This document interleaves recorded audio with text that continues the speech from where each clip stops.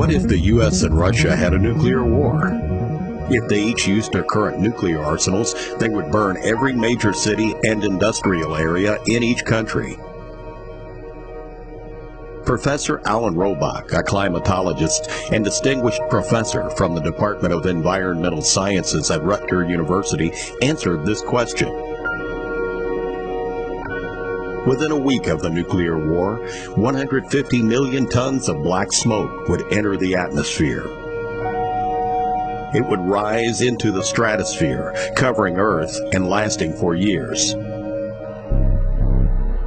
The black smoke absorbs sunlight, preventing it from reaching the surface.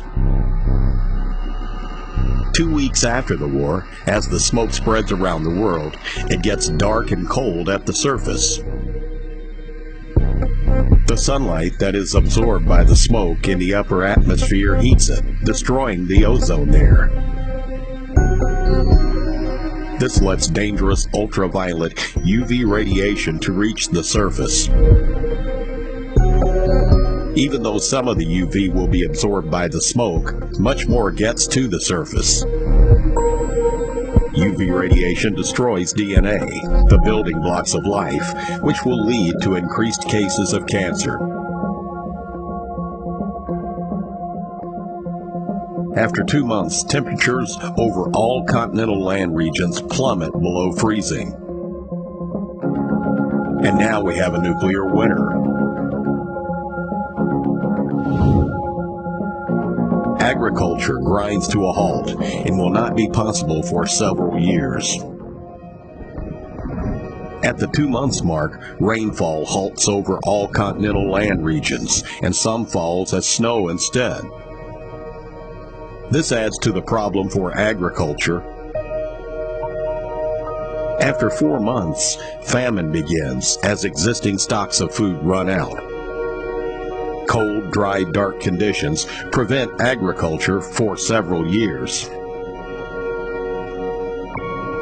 After 2 years, most people on Earth have starved to death. A few people on coastlines may survive in a hunter-fisher-gatherer existence, but they have to deal with the cold, dark conditions and the enhanced UV radiation.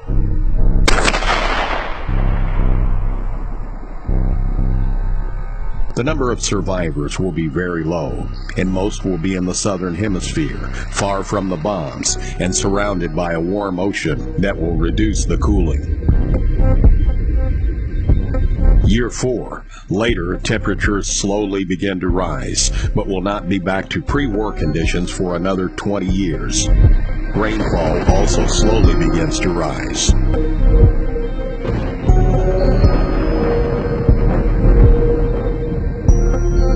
Even 5 years after the war, skin cancer is still on the rise. So is UV damage to plants.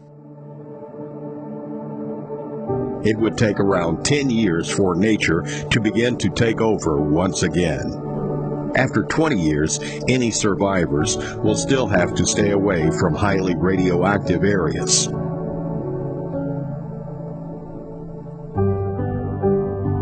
All this can happen with the currently operational 4,000 nuclear weapons in the U.S. and Russian arsenals.